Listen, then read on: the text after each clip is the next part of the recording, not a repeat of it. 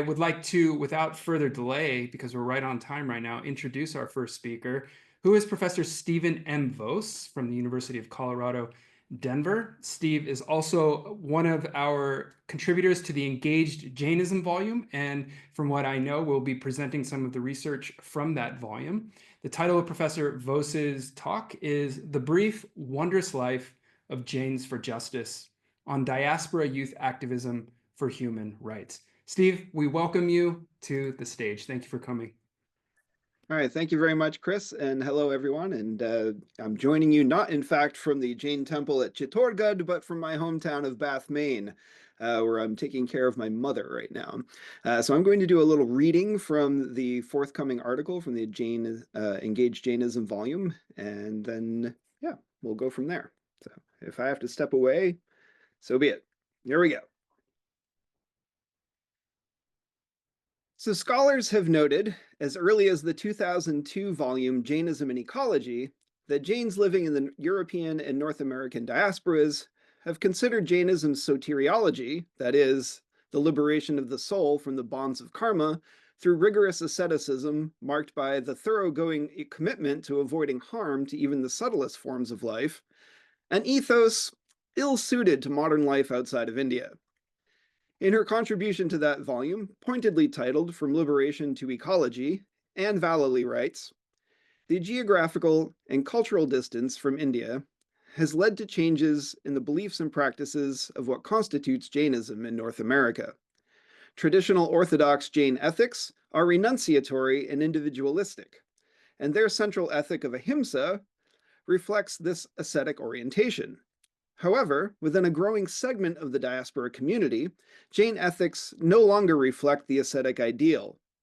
Rather than through the idiom of self-realization or the purification of the soul, ethics are being expressed through a discourse of environmentalism and animal rights." As Vallely asserts here, Jains who have made their homes abroad have indeed translated the constituent pieces of the soteriological path into an ethical basis for engaging with issues of pressing global concern. As the aim of that volume was to ascertain, from both academic and emic perspectives, just what it means to claim that Jainism is itself ecological or environmentalist, a debate emerged in its essays between the credulous, which consists of both scholars and Jains, and skeptics, mainly scholars, that led to both assertive claims of Jainism's inherent environmentalism and critical appraisals of such a possibility, generally rooted in the widely differing historical contexts in which the body of Jain teachings and modern environmentalist thought each arose. None of the essays in that volume took up the question of just why environmentalism and animal rights had become the exclusive avenues in which Jains had chosen to apply their newly developed ethics of engagement.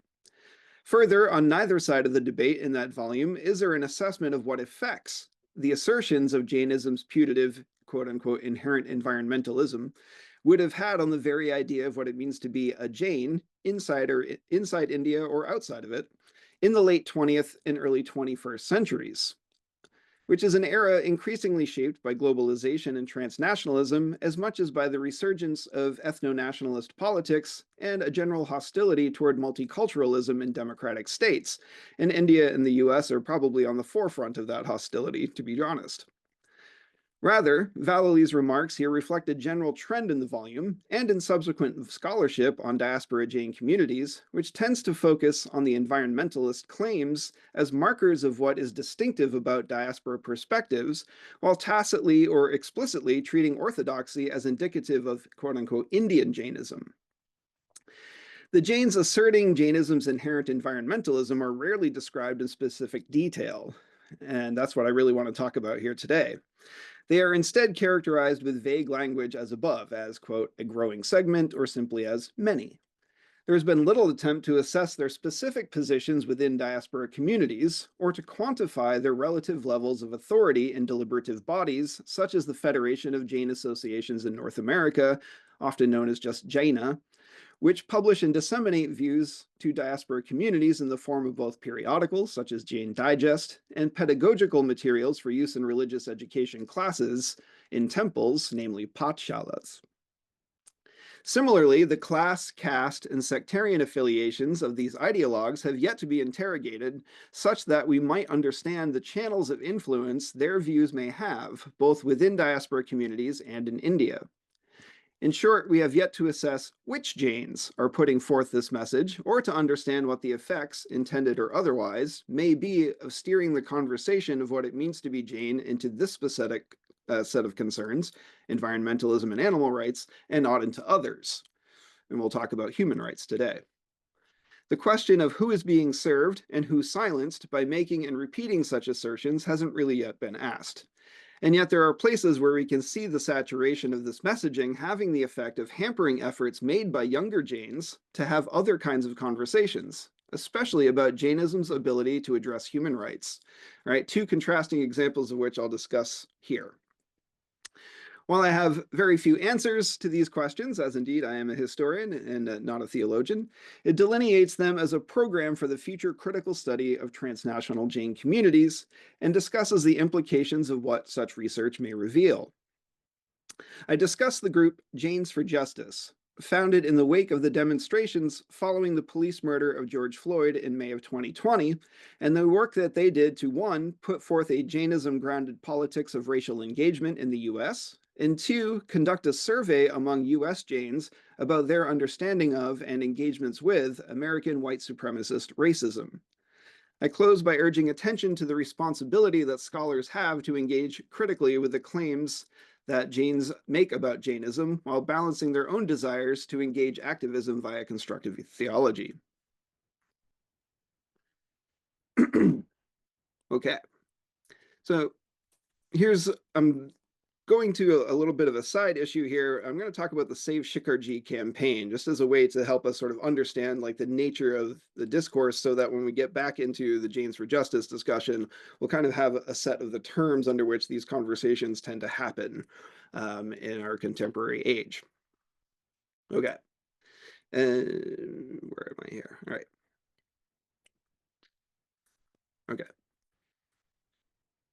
So if there's a point to add to the discussion about environmentalism and animal rights dominance as sort of the sine qua non of what it means to be Jain in modern North America, there's also a refusal to care for those peoples most subject to massive environmental harm. For Jains, environmentalism has meant harm to non-human animals and plants, and specifically almost never includes humans. What has seemed to be a mere oversight or blind spot has since become open hostility.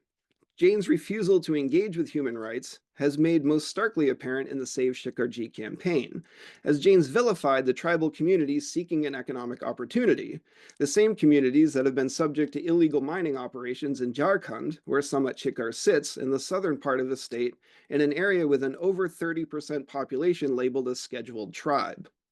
Jain's widespread support for the BJP government has meant that they have themselves refused to see the issue from multiple perspectives, and instead have thrown their support behind a party widely cited, including by people like Amartya Sen and Jean Drèze, for having allowed mining companies to operate without permits, and more troublingly, to use private armies to run local tribal communities off their land with the aid of the government, which labels tribal resistance as Naxalite, with claims that they are part of a vast and coordinated conspiracy to overthrow the Indian government, thereby placing universal blame on all tribal peoples and distracting the public from any effort to rein in mining companies' violence.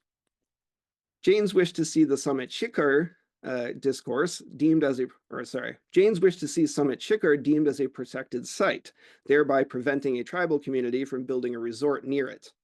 However, despite Jain's own touting of their ethics of seeing issues from multiple perspectives, there have been exactly no discussions about the reasons why this community wanted to build the resort in the first place, let alone any alternative plan or aid offered to the community to provide them economic opportunity outside of this option. Given Jain's publicly touted ethics, it seems to defy understanding that they would not attempt to see this issue from the side of those wishing to build the resort, and instead engaged in a campaign of fear-mongering to other Jains about the environmental degradation and social evils that would be allowed to run amok near the holy site if the resort were allowed to be built there. The peril here for Jain leaders involved with this campaign, and this is really why I'm bringing all this up, and other attempts to define the parameters of which in terms of the situation, has caused Jain ethics to be applied such that they shut out and forestall wider applications of Jain ethics of non-harm to other areas in which other Jains might think it ought to be applied. This is also seen clearly in the brief attempt made by a handful of young Jains to support the Black Lives Matter movement in the United States. This group, called Jains for Justice, has not regularly updated their social media accounts since August of 2021, and their website, jainsforjustice4.org, is no longer extant, but I have archived it on the Wayback Machine. The group conducted research among Jains in North America, surveying them on their understanding of social justice issues facing Black racialized populations in the US, as well as on their willingness to discuss these issues with their families and communities. The report's chief finding is that respondents indicated that they found it most difficult to talk with their families, and that is among friends, coworkers, neighbors, and families in terms of those four categories, about matters of race, caste, and religion.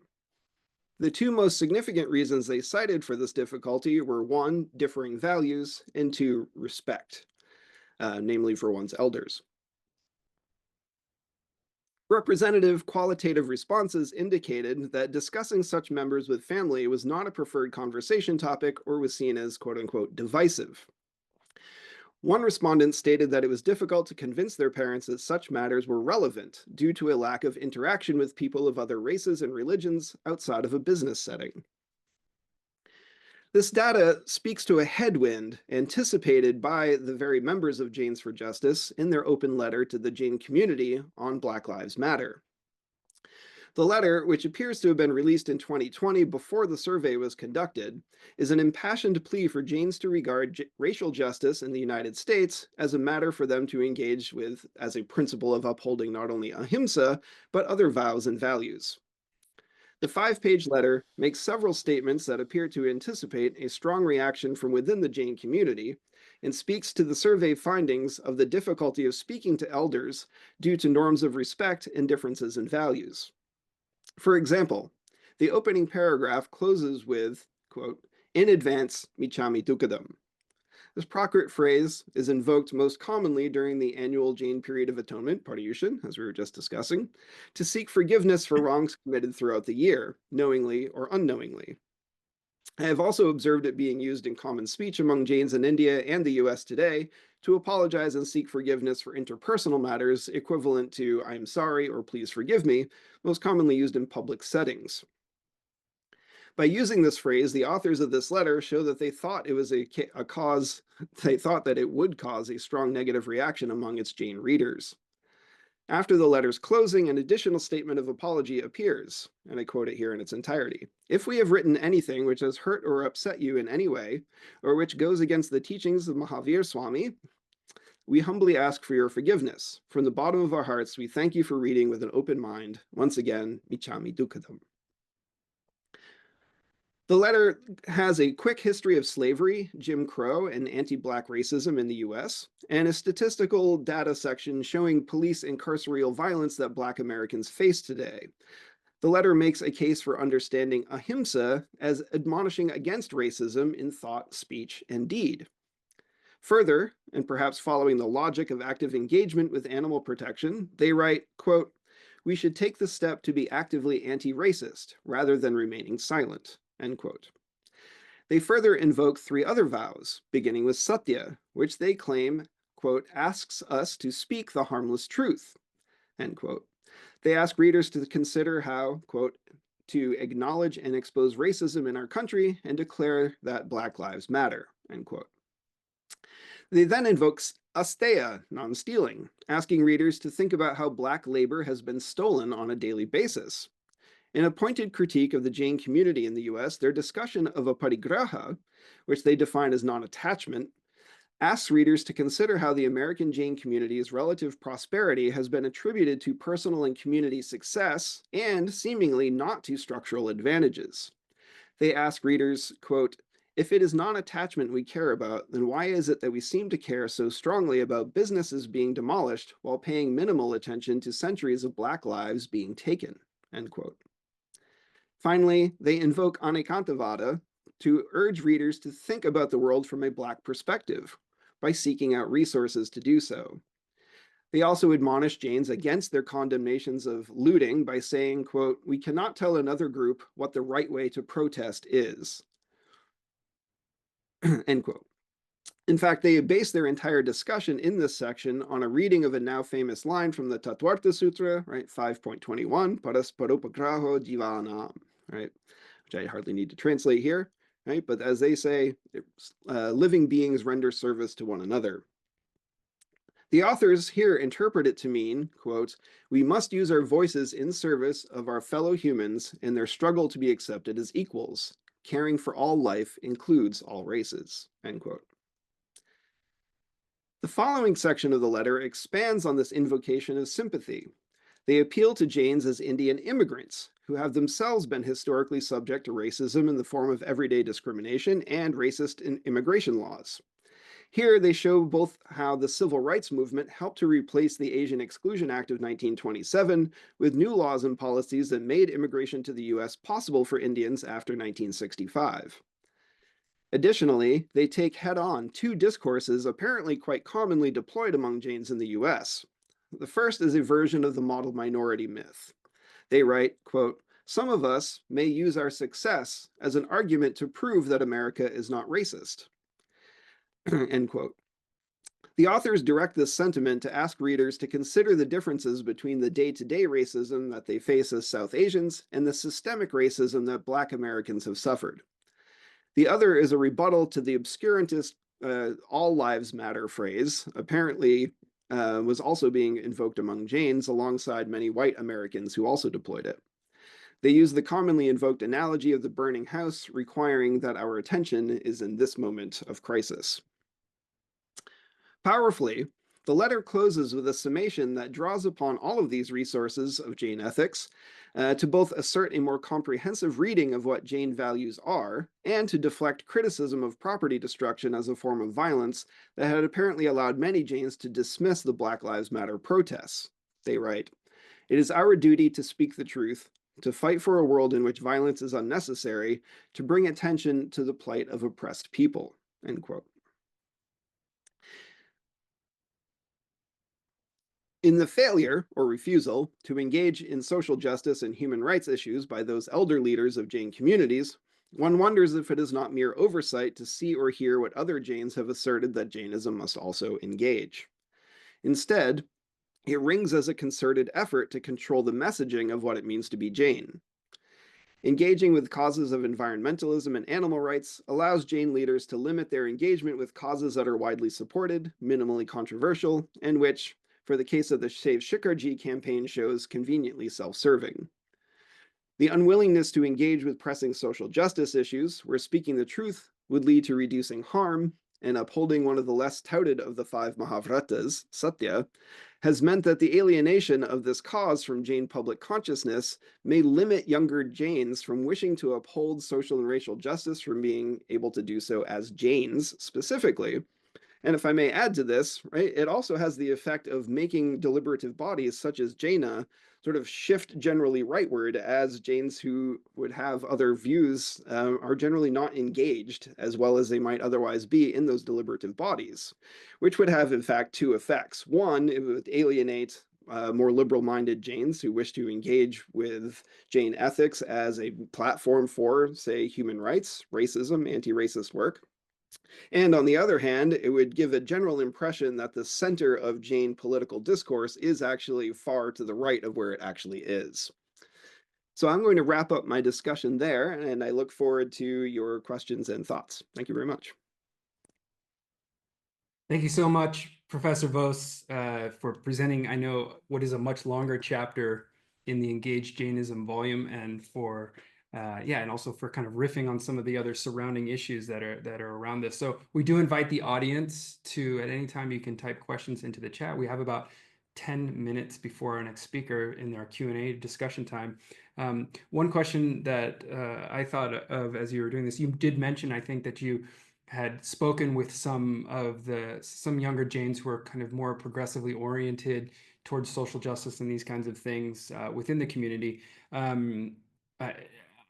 I see this, and you probably agree, that this is a kind of It's a newer kind of maybe smaller movement that's growing among the Jain youth of a kind of progressive Jainism, if we want to call it that, or however you want to frame that. And I'm curious, do you have any sense of, we always ask this question, how many people, but is this something that's growing, or is there a group that you're aware of? I know there's Jains for Social Justice, but it's been kind of defunct since 2021. Do you have any sense of the size, the kind of who, what's behind this? You probably can't say who's behind this per se, but yeah, kind of demographics. I'm curious about the kind of composition of how this is growing and evolving. Yeah, that's a great question, Chris. I would say that it's very hard to get a sense of the actual numbers of Jains. And one of the things I've found really interesting in talking with some of the founding members of Jains for Justice, particularly Anjali Shah, was that they had, right, Jains for Justice sort of coalesced as a group of young Jains who were generally concerned about this topic, but had very little experience with grassroots organizing. And that for them, like, I think when that group sort of split and kind of went into its various ways, like some of the advocacy things that were starting to pop up there were about making spaces for LGBTQ Jains.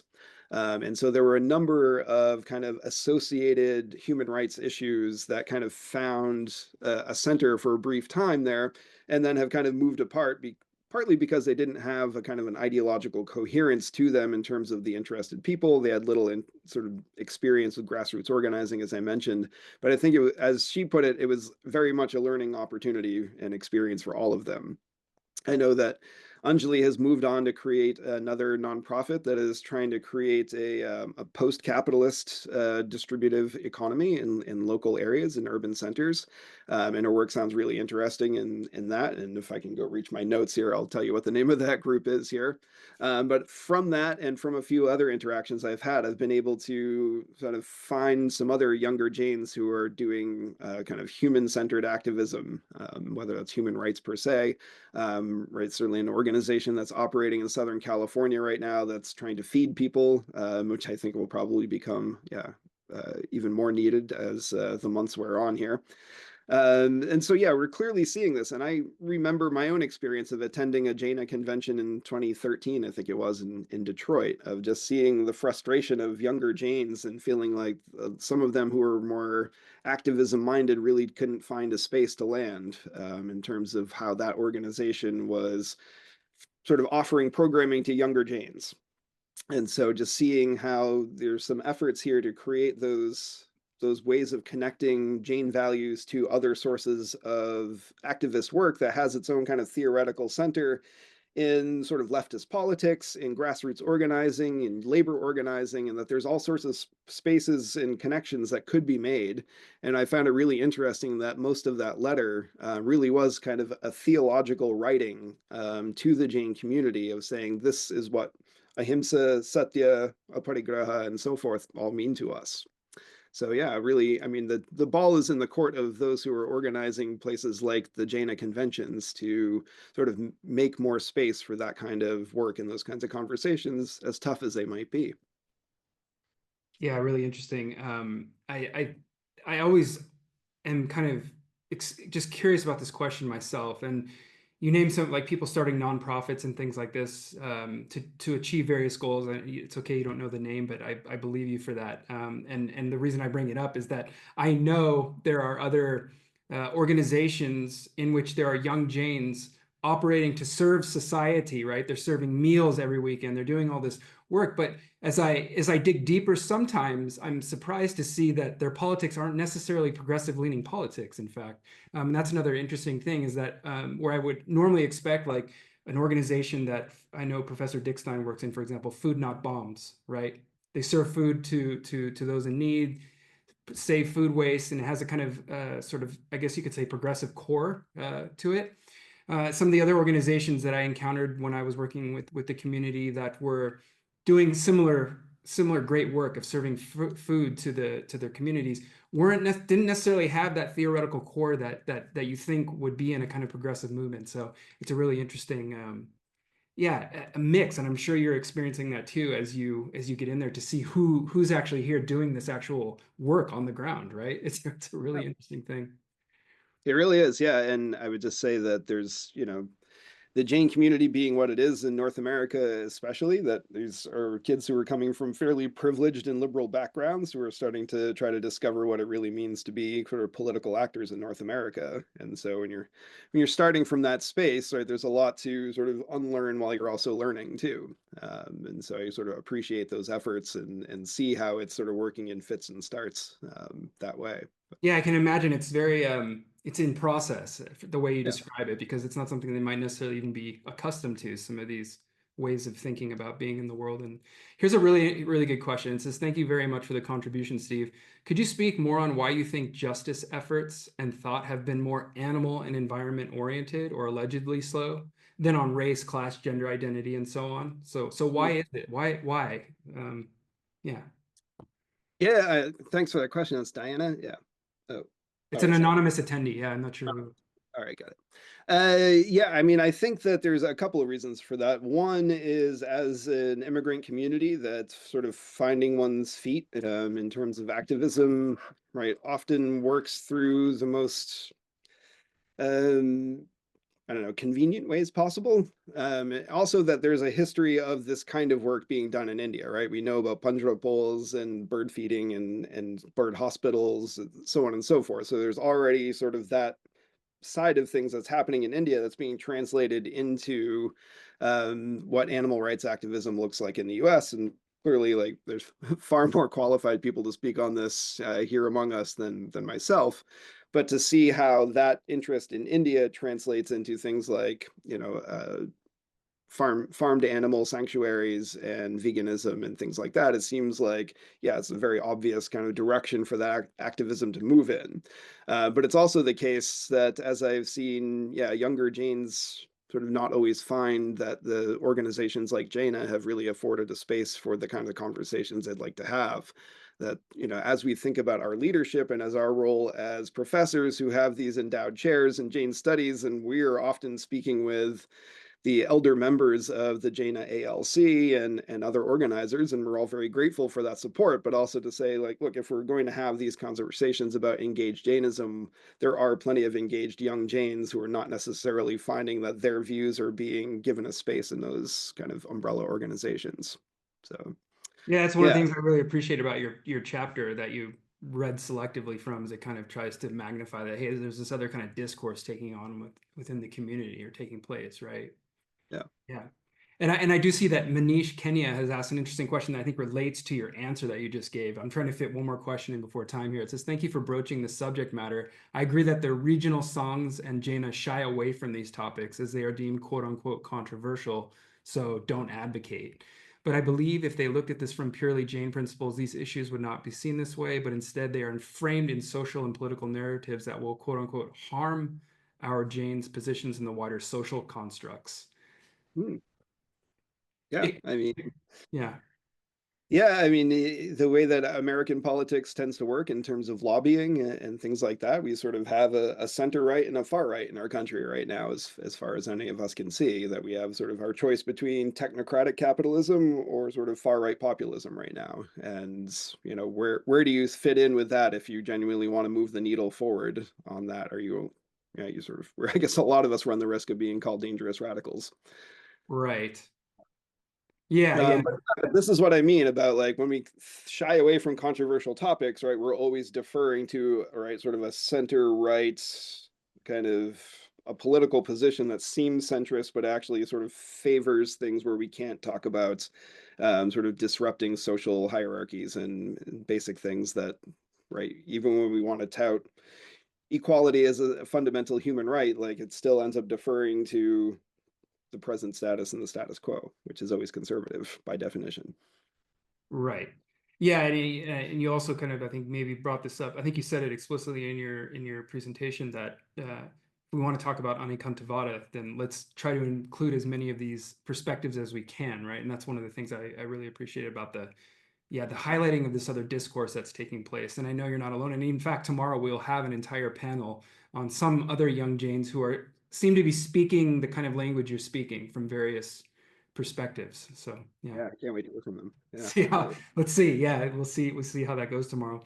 I do see we're coming up against the time here. I do thank you. I know you have a lot going on right now and you were able to still show up and share those pieces of your chapter with us. So thank you to Professor Stephen Vose from University of Colorado, Denver, the new endowed chair there, which is wonderful, and we congratulate you for that as well.